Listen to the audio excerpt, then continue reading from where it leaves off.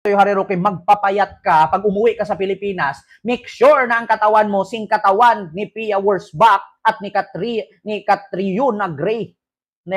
Kung hindi ka uwi sa Pilipinas na sexy, putang ina mo, hindi ka namin papaniwalaan. So yun lang mga kababayan, klarong-klaro. Nagpapanik mood ngayon ang inday nila. Nako. Bakit nga ba nagpapanik?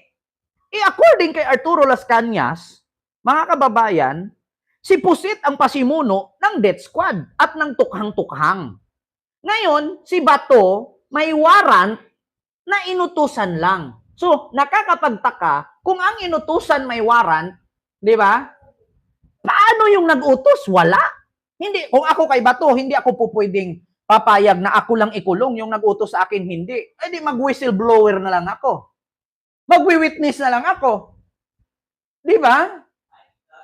Kasi nakakapagtaka. Si Bato na pulis na inuutosan lang na magtukhang, may warrant. Yung nag-utos na magtukhang, wala. Apaka? Nakakapagtaka. O baka bawal lang sabihin. Di ba? Ito ha mga kababayan, ipakita ko sa inyo kay Attorney Cristina Conte. Attorney Cristina Conte ha, confirm ito. Attorney Conte. Bato warrant. Naku, mga kababayan. Ito ha, pakinggan ninyo. Go ahead, make my day, Mr. Trillanes. Execute ang Ito. execute ang warrant. Sige, una sa lahat, mukhang ang lalabas, Interpol. Sa Interpol dadaan talaga yung warrant of arrest dahil si Duterte ngayon ay nasa bansa na hindi miyembro ng ICC. Whether nasa Pilipinas siya o sa Hong Kong na bahagi ng China.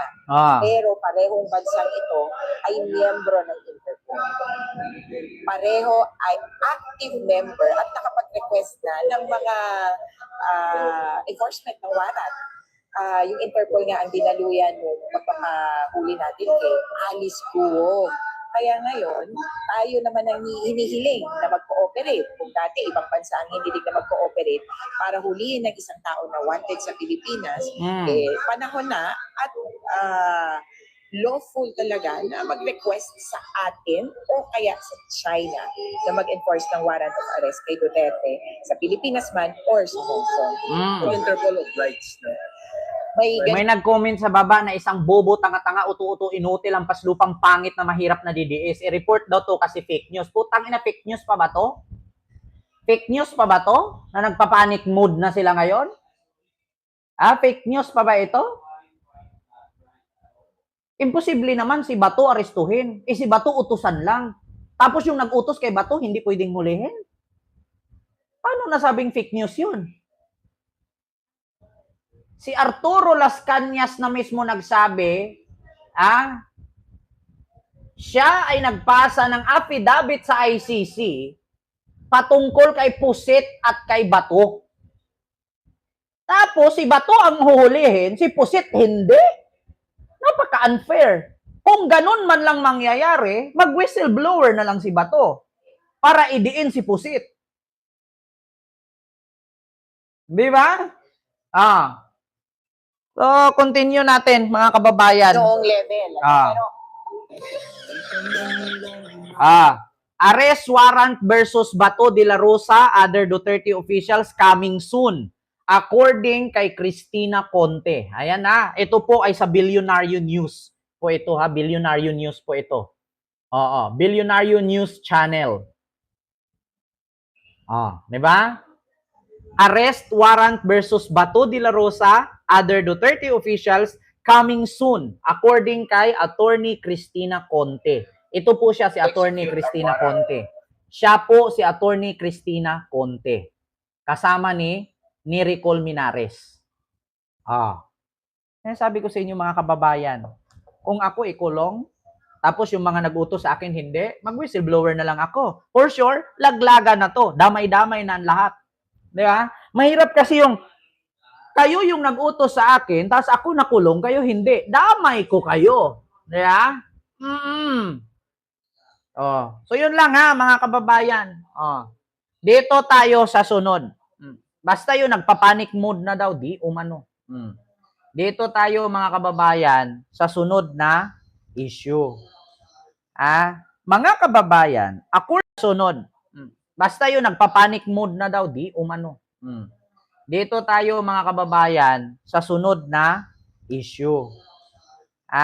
Mga kababayan, according sa nakarating sa aking balita, ang host daw ng SMNI na si Jeffrey Silis, lumabas na ibang bansa at nag-file ng asylum sa ibang bansa kasi natatakot o nagtatago na. Ka-Eric, naku, mga kababayan, Jeffrey Silis, tumakbo. Ito mga kababayan, buksan natin. Ito wait lang ha. Paano ba ito buksan ng malaki? Hindi ko makita eh. Dito tayo sa isang sa cellphone. Ito mga kababayan ha, buksan ko. Kasi mahirap pag hindi mo buksan eh. Kahit make sure na meron tayong evidence. Ito, Facebook ito ha. Klaro po yan ha, mga kababayan. Sunshine Media Network International host Jeffrey Silis has confirmed that he left the Philippines. Nako! Jeffrey Silis, Sunshine Media International host Jeffrey Silis confirmed that he left the Philippines due to alleged harassment directed at him and his family. Tito Nonong, mega love shout out po. Eto na. Tatago na ba sa Pilipinas? Lumayas na. Nako, mga kababayan, kakapasok lang na balita. GMA News. 1 day ago yan na in-upload ng GMA. GMA News yan hindi galing sa akin. May check badge. Totoo yan. GMA galing. Jeffrey Silis. SMNI News. Lumabas na ng Pilipinas dahil sa harassment daw sa kanya at sa kanyang pamilya. Bubuksan natin kung gaano ba katotoo ito, mga kababayan. Ito na. Jeffrey Silis to seek asylum over alleged harassment. Asylum. Saang bansa kaya ito? Saang bansa kaya ito magtatago? Naghahanap ng asylum. Si Jeffrey Silis yung na-contempt. Yung na-contempt sa TRICOM hearing. Willie Perluwalila. Miguel love shout out po. Naku. Lumayas na ng Pilipinas ang host ng SMNI. Sa Canada na, sa Timor-Leste. Hala, mga kababayan, sa China siguro. Panilo, sana rin hulihin ng ICC. Nako, nakatunog na si Silis. Eto na, mga kababayan. Ngayon ninyo sabihin fake news na naman ito si Kent Garcia. Jeffrey Silis, tumakbo na at lumabas na ng Pilipinas kasi dahil daw sa pangaharas sa kanya at sa kanyang pamilya. Ay nako, eto na. Basahin natin. New York, Sunshine Media Network International host Jeffrey Silis has confirmed that he left the Philippines due to alleged harassment directed at him and his family. Now in the United States, Silis said he is avoiding possible arrest warrant that he claims are part of a broader campaign of political persecution against supporters of former President Rodrigo Duterte. Duterte is currently detained at International Criminal Court for alleged crimes against humanity. The purpose is to really take myself away mula doon sa abusadong mula doon sa abusadong ilalabas na yata na arrest order ng House of Representatives.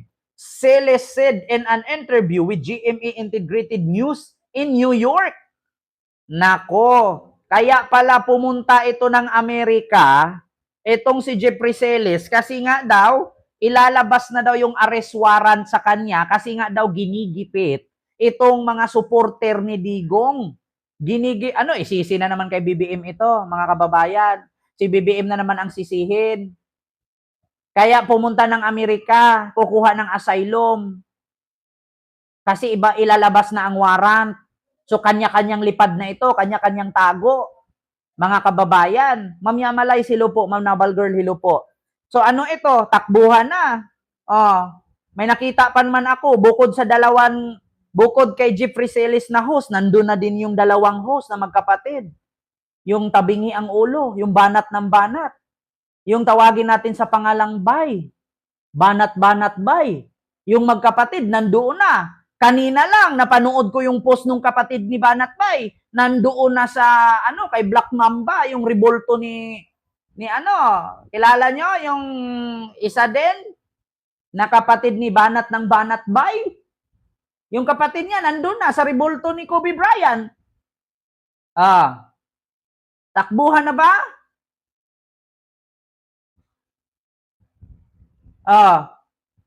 Nakita ko yung kapatid ni Banat Bay, nandun na. Kasali ko sa GC yan. Kasama kami sa GC. Nakita ko yung post niya. Hindi ko na-view dito kasi kaibigan ko yun eh. Kahit magkaibigan kami, problema nila yan. Hindi naman ako nangingialam sa mga live nila.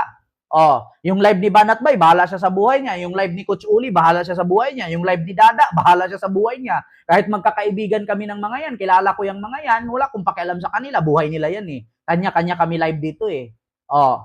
Andoon na sa New York. Hindi ba po magkasama ata sila ni Jeffrey Celis dito? Yung mga host ni Kibuloy. I believe wala po yan sa karapatan nila na pakialaman ang mga fundamental na constitutional guarantee sa karapatan ng malayang mamahayag, malayang pagsasalita at kung may reklamo sila sa aming pananalita at pahayag, they can file case but not weaponize Congress as a tool for persecution. Sabi ni Jeffrey Celis. Ayan. Mga kababayan, maraming salamat sa 8,000 live viewers natin dyan. Magti 10,000 pa tayo maya-maya niyan. Nako. Kanya-kanyang liparan na ito. Kanya-kanyang sick asylum na ito. Kasi ilalabas na ang warrant ng Congress, ng tri-committee hearing. Parang nagsasama-sama na yata sila doon. Si Coach Uli, si Banat Bay, si Jeffrey Celis, sino pa? Baka nandun na din si Sas. Nako. Oo, nakita ko pa naman yung kapatid. Si Banat Bay nga, nandun na din eh. Kasi, posible naman na may isno sa Makati. Wala namang isno dyan sa Makati, Banat Bay, pero naka-jacket ka ng makapal. Mahirap naman magkaroon ng isno dyan. So, ibig sabihin, nasa New York nga kayo. Kaya? Ito na, mga kababayan. Speaking of Jeffrey Celis na yan. Speaking of Jeffrey Celis, ito na. Tumakbo sa New York. Kasi magsisik ng asylum. Kasi daw harassment daw. Harassment ba talaga o yung natatakot sa warrant? Speaking. Kaya kahit ba tumakbo sila sa ibang bansa, hindi pa rin ba sila mahuli? Ay, ito.